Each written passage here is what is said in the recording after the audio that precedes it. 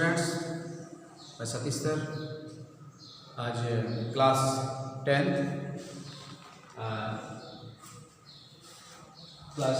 माता का आंचल। इसमें इसके पहले वाले वीडियो में बताया गया था लेखक परिचय, उसके बाद पाठ का सार और उसके कुछ बिंदुओं पर चर्चा। आज उसके बचे हुए जो बिंदु हैं उनको बताया जा रहा है। तो इसमें देख रहे थे कि किस प्रकार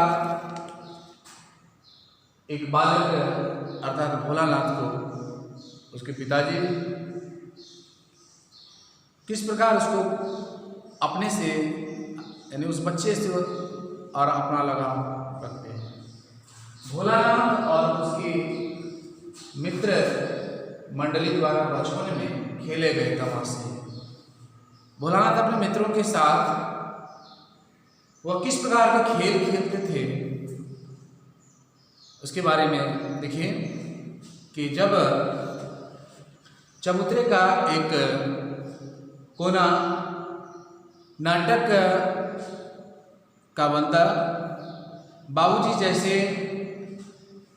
उसके बाबूजी अर्थात पिताजी जिस चौकी पर बैठकर नहाते वही रंगमंच बनता। उसी पर सरकंडे के चश्मे पर वहाँ बताया गया है, सरकंडे के खम्भों पर कागज का एक छोटा समियाना तान कर मिठाइयों की दुकान बनाई जाती है, जो बच्चे अक्सर करते हैं खेल खेल। कपड़े की थालों में ढेली की लड्डू, पत्तों की पूरी कचौरियाँ, गीली मिट्टी की लड्डू, जलेबियाँ,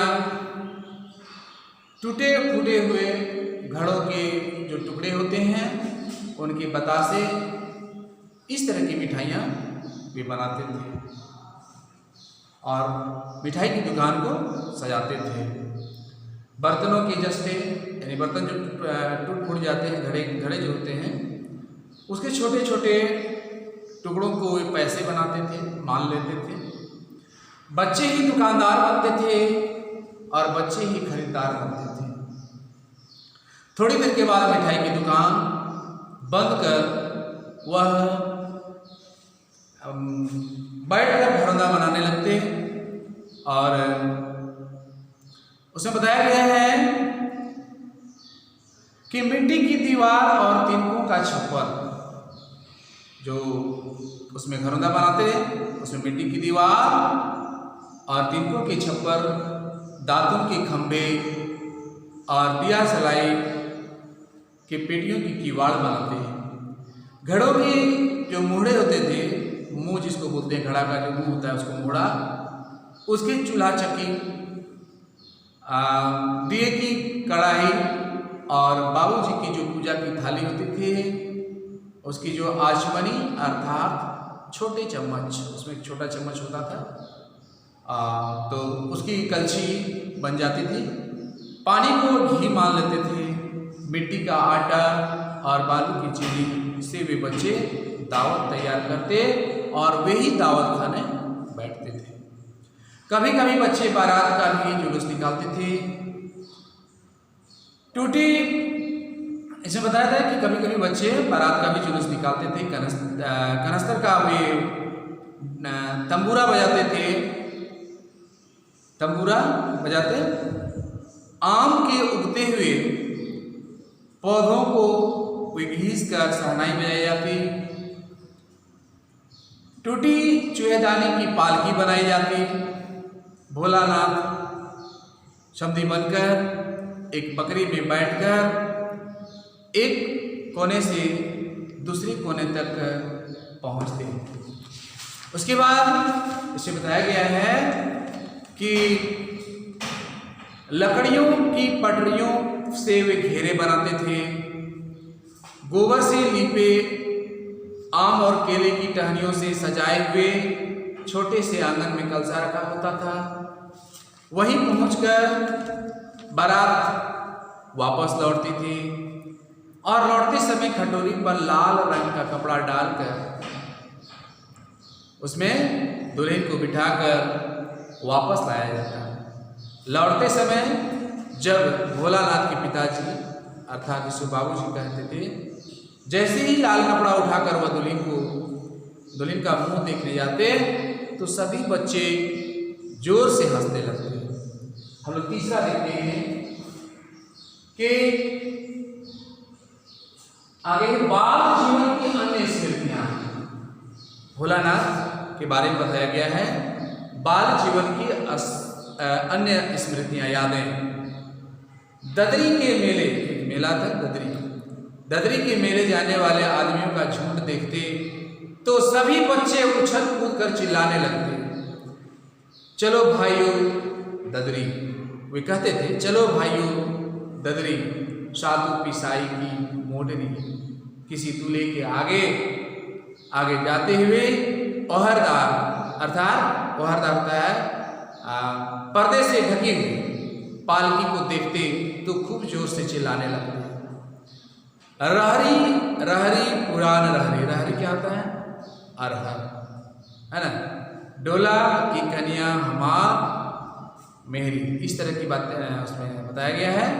भोलानाथ को याद है कि किसी बूढ़े दूल्हे ने बूढ़े दूल्हे को उन्होंने क्या ढेला से मार कर दूर तक खदेड़ा था। उसके घोड़े जैसे मुंह को देखकर भोलानाथ को हैरानी होती थी। क्या होती थी? हैरानी होती थी। और आगे देखते हैं कि भोलानाथ का किस प्रकार कि वे उनकी जो स्मृतियां हैं, बाल स्मृतियां, जब कभी खूब जोरों से आंधी आती तब सभी लड़के बाग की ओर दौड़ पड़ते। चुन गोपी आम खाते थे। और एक दिन जोरों से आंधी आई, आकाश काले बादलों से ढक गया, बादल गरजने लगे, बिजली चमकने लगी, ठंडी हवा चलने लगी। सब लड़के चिल्ला उठे, एक पैसा की लाई, बाजार में चितराई, बरखा उधरे मिलाई। इस तरह की वे, परंतु वर्षा नहीं रुकी बल्कि और तेज हो गई। वह रुकने के लिए इस तरह की बताए, इस तरह के वाक्य का प्रयोग, यानी इस तरह की बात भी कर रहे थे कि इस तरह बोलने से वर्षा रुक जाएगी, लेकिन वर्षा रुकी नहीं बल्कि और तेज हो गई। सभी लड़के पेड़ की जड़ के तने में चिपक कर खड़े हो गए। किस प्रकार चिपक कर खड़े हो गए? जैसे कुत्ते की कान में छोटे कीड़े चिपके रहते हैं, इस तरह से वह बच्चे उस पेड़ के तने में चिपक गए। तब फिर क्या हुआ? वर्षा बंद हुई। वर्षा बंद होते ही बाग में बहुत से बिच्छू नजर आने लगे। वर्षा जैसे खत्म हुई, वहाँ जहाँ वे रुके थे वहाँ बहुत सारे बिच्छू नजर आने लगे। उसके बाद फिर क्या हुआ? सभी डरकर, बिच्छू को देखकर सभी डरकर वहाँ से भागने लगे। उन लड़कों में एक का नाम था बैजू। तो बैजू बड़ा ढीठ था, वह नहीं भागा। तब क्या हुआ? अचानक रास्ते में बूढ़े मुसन तिवारी मिल गए। जैसे ही तिवारी जी ने लड़कों को खदेड़ा तो सभी अपने अपने घर तेजी से वे भागने लगे। तब फिर क्या हुआ? और जब तिवारी जी को कोई लड़का ना मिला तो वे सीधे पाठशाला पहुँच गए। क्यों? क्योंकि उन्हें वो परेशान करता था। वे भाग गए, सभी लड़के भाग गए। तब वे कहाँ खोजते? तो वे सीधे पाठशाला पहुँच गए। तब जब वे पाठशाला पहुँचे तब वहाँ जो है वे वहाँ जो भी शिक्षक होते थे, तब जो है वहाँ से कुछ लड़कों को पकड़ के लाया गया, जिसमें एक भोलानाथ भी था। गुरुजी ने उसकी खूब खबर ली, उसे पूछताछ की, उसे कुछ पिटाई भी की गई। तब घर से भोलानाथ के पिताजी वहाँ आए। आने के बाद वह भोलानाथ को देखकर उसे प्यार से अपने गोद में उठा लिए और वह रो रहा था तो उसे वह चुप भी की। वह चुप हो गया। उन्हें गुरुजी से उन्होंने विनती की। क्या विनती की? विनती की उसे कि आप इसे माफ़ कर दीजिए, और वह जो है भोलानाथ को अपने घर ले गए।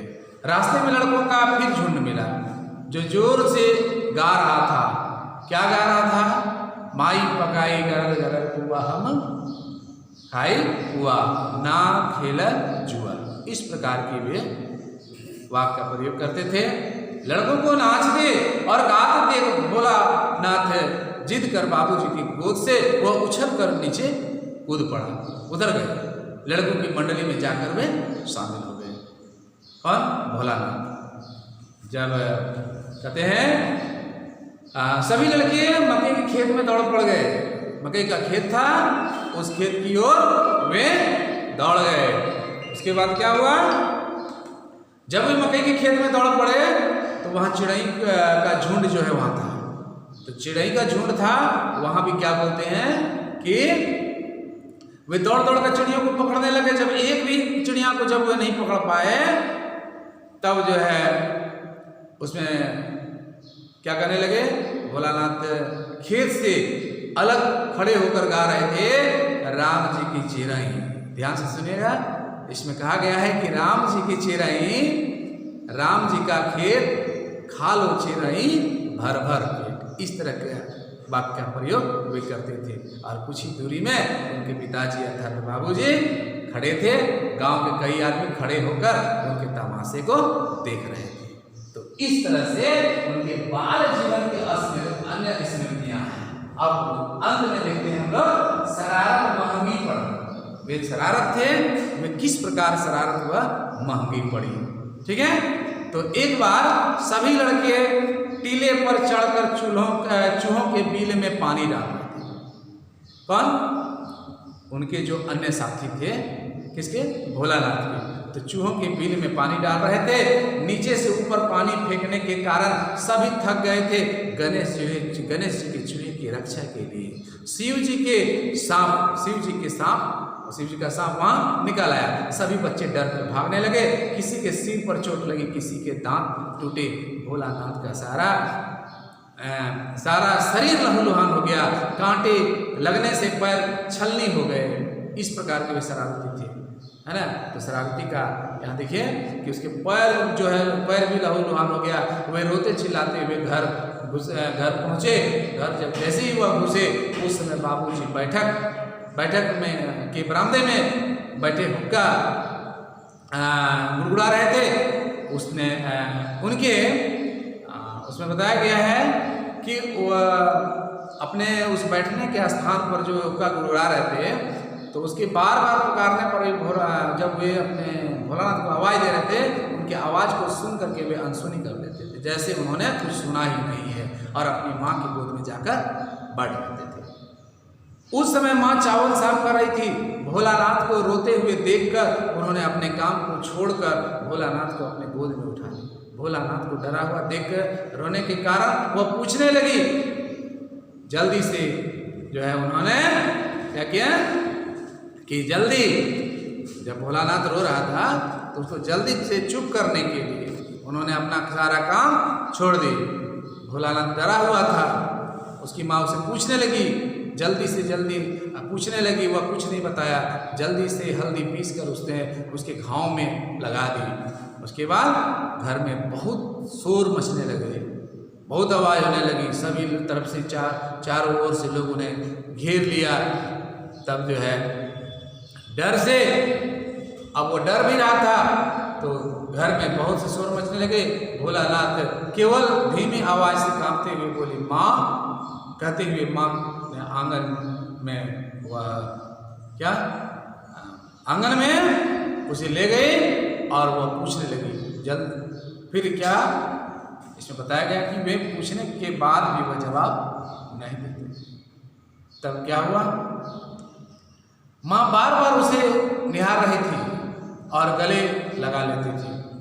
उसी समय बाबूजी दौड़कर आए और उसे माँ की गोद से अपनी गोद में लेना चाहते थे, पर भोलानाथ ने माँ के आंचल को नहीं छोड़ा, क्योंकि उस आंचल में उन्हें प्रेम और शांति मिल रही थी।